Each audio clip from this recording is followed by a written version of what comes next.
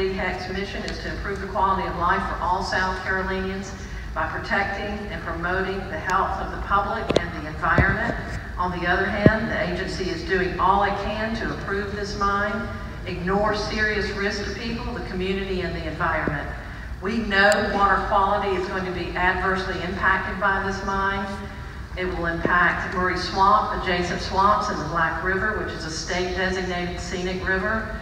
Data from DNR says the pH level of water in Murray Swamp is already close to the highest tolerable levels, and with mining contaminants in it, it will likely kill trees like the water tupelo and the bald cypress and impact aquatic life in Murray Swamp and beyond. The applicant did not address, nor did the agency require, an exploration of impacts to the threatened and vulnerable Atlantic sturgeon that live and spawn in the Black River. This is a failure on the agency's part, and one we would call the agency to address before moving forward. DHEC is in the possession of studies of the Jamestown mine and other local mines that use the dry mining and dewatering process. DHEC have seen the alarming and scary results. Dewatering in this particular geographic formation has proven to result in sinkholes, like the sinkhole that occurred at Georgetown in 2011 and the sinkholes that occurred around the mine at Jamestown before they switched to wet mining. Sinkholes have swallowed cemeteries, damaged buildings, and cracked the foundations of homes. Monitoring for sinkholes neither prevents nor repairs them. Once it happens, the damage has been done. This mine is a large-scale, risky venture, a gamble with people's lives, with important water resources, plant, animal, and aquatic life.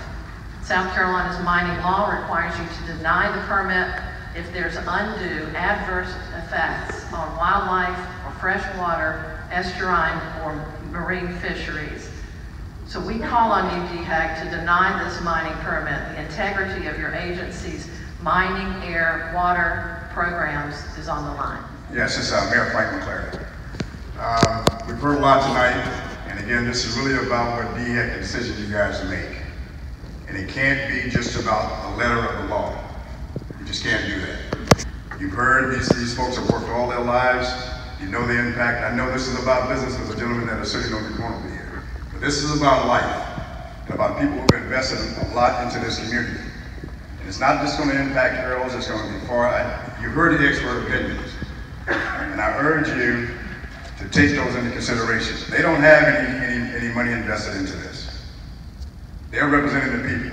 You represent the people. I know this because when I inherited, when I got this position as the mayor here in this town, I inherited some challenges. So I see DHEC almost every month, or talk to them every month, because I know you do care about the communities. If you wasn't, you wouldn't be coming here to see me all the time to make sure that our water and our sewer are straight for the people. You have the same responsibility when it comes down to this mining.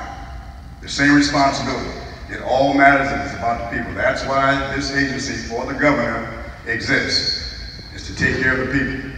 Everything can't be about money. I know it's important, I know Lyman, and I know the impact of what it does. And for the gentleman who said that we weren't here to blast him, so I spent 29 years in the military, I served 2 tours in combat. There's not one explosion that has a silencer on it. So I don't accept what you said. And a part of what the challenge is right now, you have not been honest up front.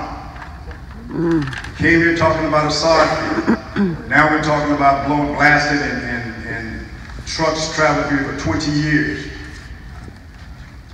So you can't come back now a year later and tell us to trust you. We've had experiences just 10 miles out. So don't feed us something that is not true. You're not going to win that way, okay? So this is about life, not money. And again, it's on DHEC. Again, just like we apply all the other rules to make sure that the people are safe, you got to do that now. It's just that important. You can find another line field somewhere else where people doesn't, exist, and take advantage of that. Thank you. Totally deny this and hope that nothing comes. And please say no to the query. Thank you, ma'am.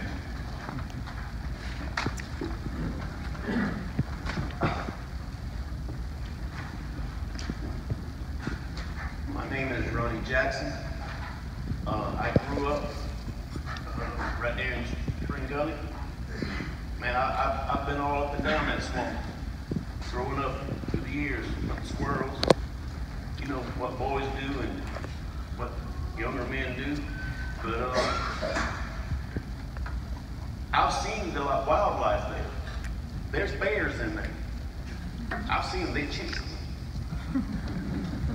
There are red-headed woodpeckers in there this big. And there are little ones in there this big. I've seen them myself. There's beaver. I've seen beaver in there. Man, there's otters. I think I've even seen a black panther in there. And I'm telling you, I've seen it with these 2 eyes. All this wildlife is right here in our backyard, and a lot of folks don't even know they're there. But I've seen them with my own eyes. My mother lives, less than a half a mile from where this quarry is going to be. I worry about her. I worry about, man, I'm telling you, that lime water is delicious. But I'm afraid what's going to happen to it is it's going to go down, and the water won't be as good, but the quality of the water will be as good as it is now. I love Earle. I love the Spring Gully community. I love this area. Like I said, I've grown up here, and the wildlife is exceptional. My boys, this quarter Murray Swamp runs right behind my house, and my children, they catch catfish in Murray Swamp. I'm telling you, they bring them home. And I just hate to see this disappear for my grandchildren and my children's children and their children. I hate to see it. I say hate to see it leave. My name is Ronnie Jackson, and I don't want this water. Thank you. Thank you, sir. Paul, and I'm with Three Rivers Historical Genealogical Society. Our mission is to promote the preservation of and to cultivate the interest in the history and people of the PD area.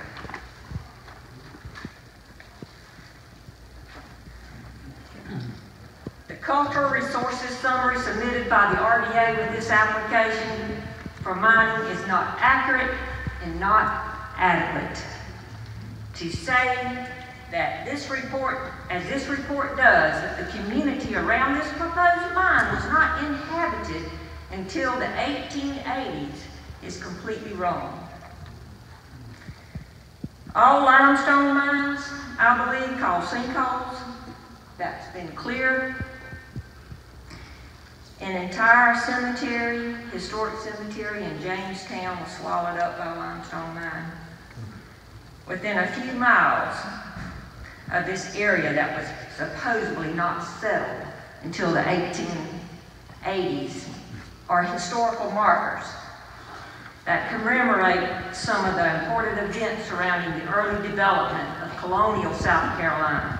Near Andrews is the site of the Dissenter Meeting House, built circa 1726 by one of the first Baptist congregations in South Carolina outside of Charleston. A short distance from this one is the Potato Ferry marker, among the first settlers of Williamsburg County, 1734. By 1775, Potato Ferry was very busy on the Black River. During the Revolution, Brigadier General Francis Marion used the ferry all the time to transport troops. In 1810, Bishop Francis Ashbury, the pioneer of American Methodism, crossed the ferry during his many travels. Quarry can do. I've seen sinkholes. I've seen the graves sink.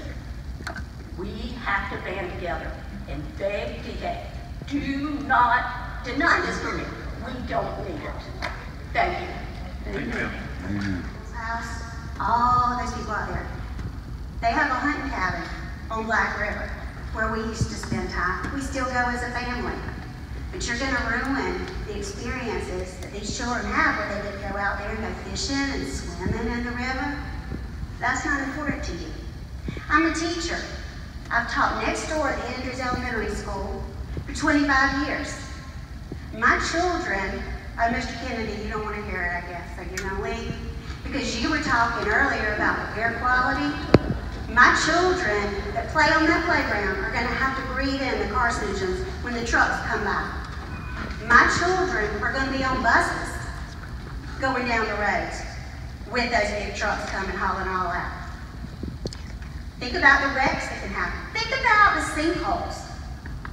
Bus going right down the road. Bam. All those poor little children. Nobody's thought about that. Going and coming to school. Trying to get an education. Playing on the playground. Having fun. You know, DHEC needs to understand. I mean, it's not just about the adults you see in this room. It's about the children, too, our future. They need to be able to enjoy playing outside, running around, all around down in the river like we did.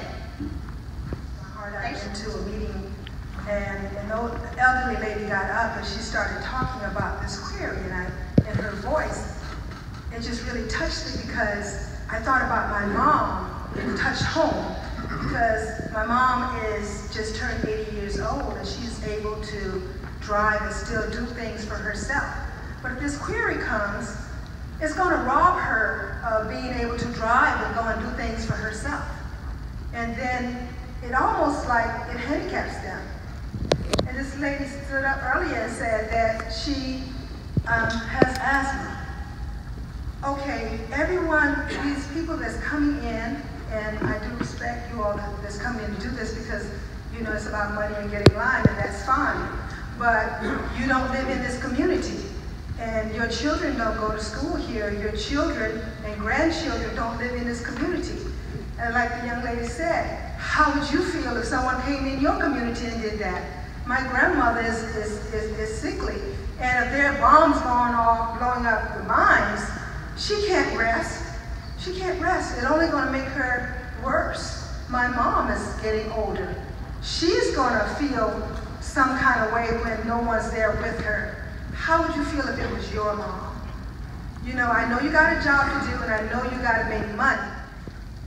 I caught my first fish in Black River. I'm 77 years old. I ate my first fish out of Black River. How many men here fish in Black River? Raise your hand. And ate your first fish. Took your grandchildren.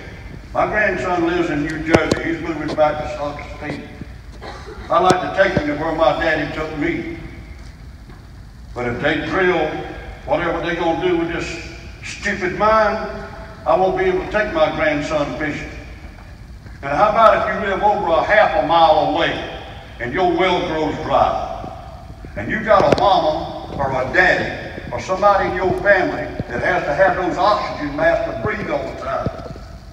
And those trucks going up and down the road 365 days a year. Christmas, New Year's, all the time, all day, all night. What you gonna do with that? How in the world are we gonna live with that? You can't do it. I can't do it. I don't want to do it. They've already made all these plans, but we can stop it if we can get everybody in our community together against these people, because it ain't right. Messing up our way of life. Your house cracks, your foundation cracks, and you live over the distance of what are you going to do? A lot of us live on a fixed income. We know how much money we're going to make every month. And times are tough and things are hard. But they still want to put this mine on top of all of us. They own some family land on Black River. And, you know, the wife and I took it over. And I got grandkids. Well, I got one. But, you know, she loves going down there swimming in Black River. Loves it to death. She'd be there right now if we could be there. My thing is I grew up in Osceola, 2 miles from Mark Marietta's mine that's now closed. Everybody talks about Jamestown. Jamestown's on the other side. There's one on this side, too. My dad's house was 2 miles on the dot. His well went dry at 125 foot. Don't tell me it won't affect more than a half a mile from there. I mean, it's just not gonna happen, y'all. It's gonna affect it right on. I've seen ponds dry up in my neighbors that had ponds dug and seen it dry up. They've never came back, and that well's closed. That mine has closed.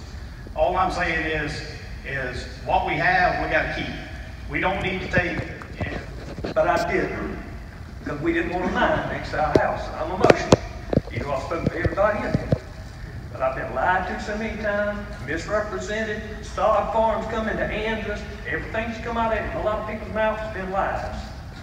And I'll stand up in front of everybody in God and say, I don't want to mine in Earle's. I don't care what it takes to stop it. We will stop it. Thank you.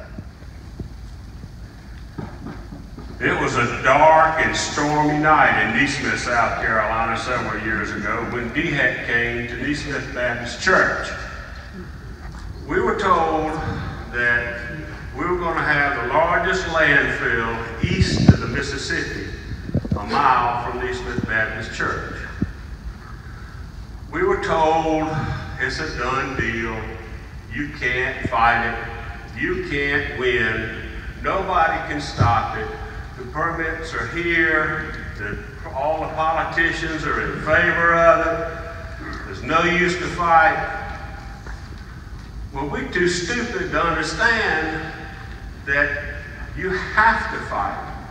You can fight.